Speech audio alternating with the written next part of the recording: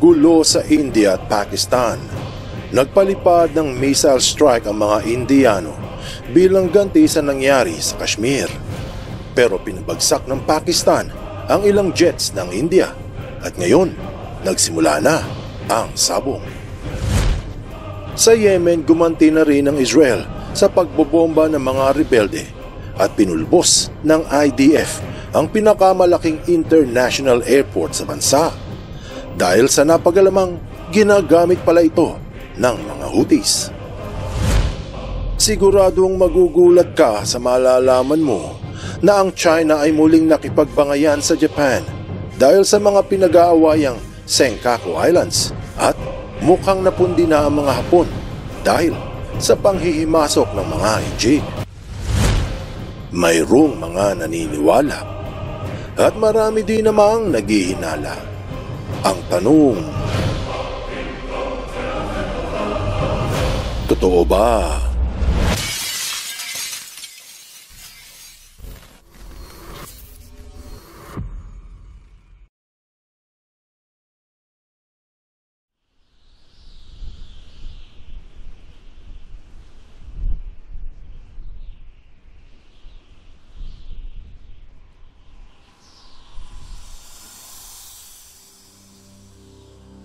Kalalabas lamang sa balitaan ang paghihiganti ng India sa Pakistan. Ika-22 ng Abril ng 4 na lalaking miyembro ng Resistance Front ang namaril na mga bumibisita sa Pahalgam o Valley of the Shepherds sa mapunong bahagi ng Baisaran Valley. 26 ang nasawi sa tinawag na terror attack. Ito ang update mula sa ministro ng India hinggil sa kanilang airstrikes. Earlier this morning, as you would be aware, India exercised its right to respond and preempt as well as deter more such cross-border attacks. These actions were measured, non-escalatory, proportionate and responsible. They focused on dismantling the terrorist infrastructure and disabling terrorists likely to be sent across to India. Malinaw ang sinabi ng Ministry of Defense na ang kanilang ginawang aksyon ay hindi para palalain ang sitwasyon.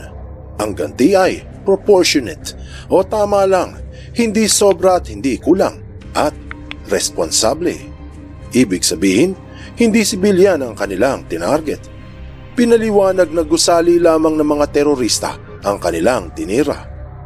Kinumpirma din ng NDTV ngayon lang ika-8 ng Mayo ang pahayag na nagbagsak ng 24 na missiles ang India sa Pakistan noong Miyerkules 1:00 ng madaling araw sa tinawag nilang Operation Sindoor. 9 na target ang tinamaan sa loob mismo ng Pakistan at sa lugar ng Jammu Kashmir. Katulad ng pahayag ng India, hindi sibilyan ang kanilang tinarget at 70 terorista ang nasawi. Ano mang paliwanag ng India, tila hindi ito ang nakikita ng mga Pakistani. Binalita sa The Guardian noong ding ika-8 ng Mayo na at least 26 ang napatay at marami ay mga kabataan. Sinabi pa na ang ginawa ng India ay hindi paghihiganti, ito raw ay act of war o sa madaling sabi, isang panggigiyera.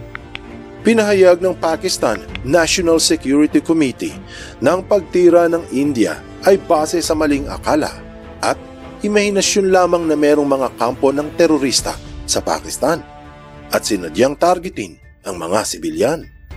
Sa BBC binalita na tumugon ang Pakistan at pinabagsak ang ilang fighter jets ng India at nagpasabog na rin ang mga Pakistani kung saan ilang sibilyan ang napatay. Marahil nagsimula na nga ang sabong ng dalawa. Dugo sa dugo, kapatid laban sa kapatid.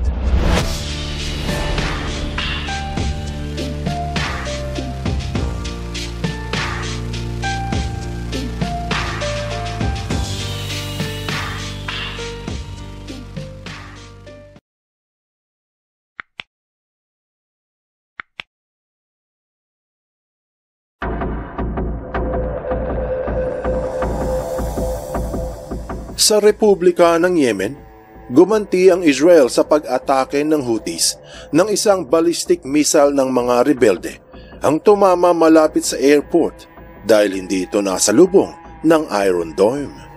Binalita sa The Guardian noong ika-6 ng Mayo ngayong 2025 na naglungsad nga ng airstrike ang Israel laban sa mga rebeldeng Houthis. 6 o higit pa ang bilang ng pasabog na tumama sa Hodeidah Port. Ito ang pinakadaungan ng bansa na nasa makitid na daanan ng Red Sea. Dito inaatake ng mga Houthi ang mga commercial ships na dumadaan. Kung mapapansin sa mapa, makitid ang daluyan ng mga barkong may kargang produkto na papuntang Red Sea at kayang-kaya itong habulin ng mga rebelde. Hindi lamang Israel ang tumitira sa Yemen dahil ayon sa mga ulat, pati ang US military ay naglunsad rin ng air attack sa kapital ng bansa sa siyudad ng Sana kung saan maraming base ang mga rebelde kasama ang mga pinagtataguan, mga military base at imbaka ng kanilang sandata. Subalit sa hindi inaasahang pangyayari, binalita ng The New Arab ngayon lang Martes, ika-6 ng Mayo, na biglang nagkaroon ng kasunduan ng Amerika at ang Houthi na magkaroon ng ceasefire. Marami ang hindi makapaniwala na titigil sa putukan ng dalawa dahil ilang buwan ang binobomba ng Amerika ang Yemen. Kinumpirma sa NBC News ang biglaang ceasefire noong ika-7 ng Mayo. Natotoo nga na namagitan ng Oman sa ceasefire ng Estados Unidos at Houthis. Subalit, hanggang kailan kaya ito magtatagal? Pero ang biglaang ceasefire ay may kondisyon. Sinabi ni Donald Trump na hindi nila bobombahin ng mga rebelde kung hindi aatakihin ng Houthis ang mga dumadaang cargo ships sa Red Sea. Ito din ang pahayag sa The Guardian na nagkasundo nga talaga ang Estados Unidos at Houthis ng Yemen sa isang ceasefire matapos na lubusang bombahin ng Amerika ang kapital ng bansa. Inulat pa na sumang-ayon ng mga Houthis na titigil sila sa pag-atake sa mga commercial shipping na dumadaan sa Red Sea. Pero sinabi ng mga rebelde na hindi sila titigil sa pag-atake sa Israel. Marahil ang tigil putukan sa pagitan ng Amerika at Houthis ay pansamantala lamang. Dahil kung aatakihin muli ng mga rebelde ang mga barko, siguradong bombahan na naman ito. Gayunpaman, ceasefire man o wala, hindi ito ang takbo ng utak ng Israel Defense Force. Dahil bukod sa tinira nila ang Hodeidah Port, binomba din ng Israel ang International Airport sa Yemen. Binalita ng Reuters ngayon lang ika-7 ng Mayo 2025 na pinatamaan ng Israel ang pinaka-airport sa Yemen bilang ganti sa mga Houthis. Ilang araw na pala itong binobomba ng Israel nang walang hinto gamit ang kanilang mga jet fighters. Nagsalita yung ilang tauhan sa airport na 3 eroplano ng mga Houthi ang tinira, yung pinaka-runway ng airport at isang military base. Napagalaman pala ng Israel Intelligence na hindi lang mga sibilyan ang nasa airport. Ginagamit din pala ito ng mga Houthis. At ang resulta ng pagbomba sa airport ay fully disabled.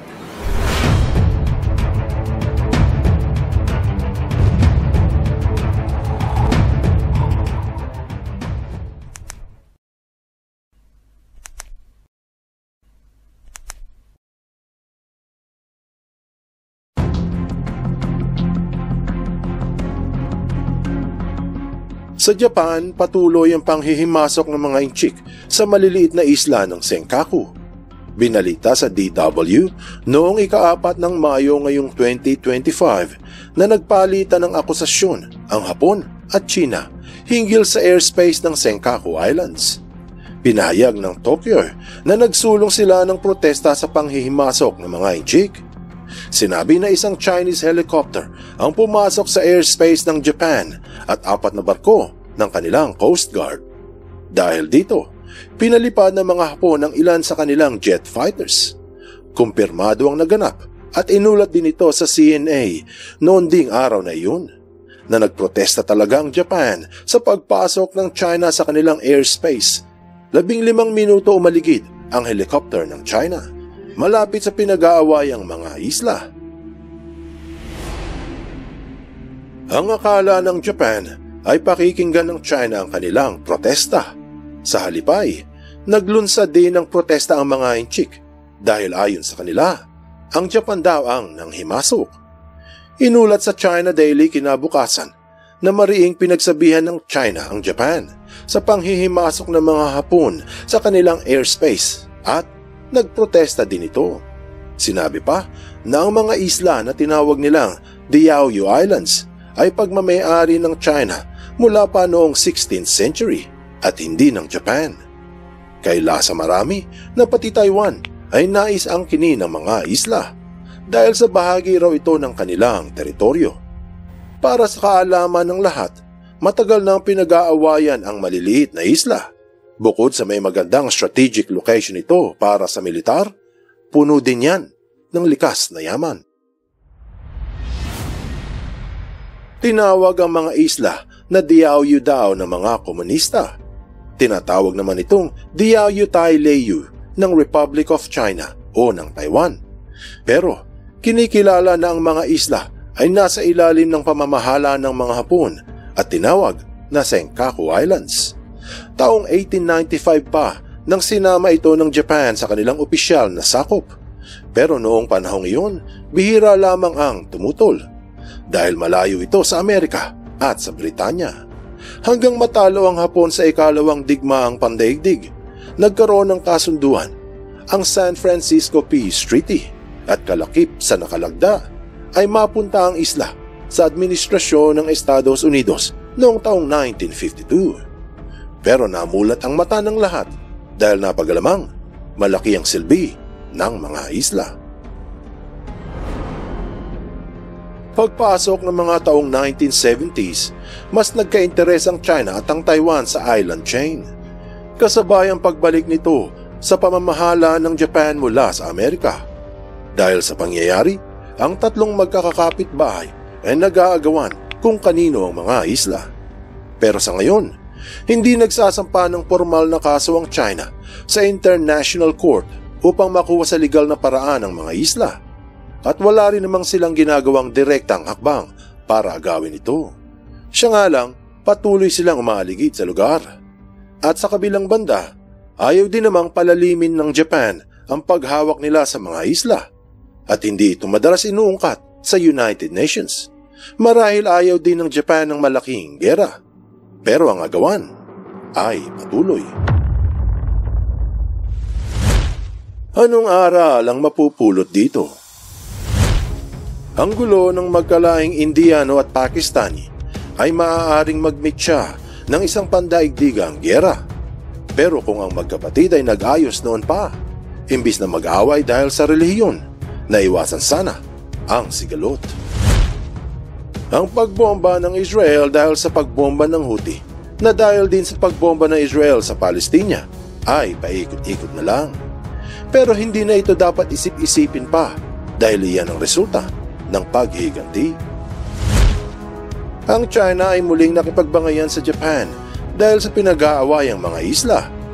Ang sabi nga nila, hindi na aabot ng kasiyahan ang mata ng kasakiman.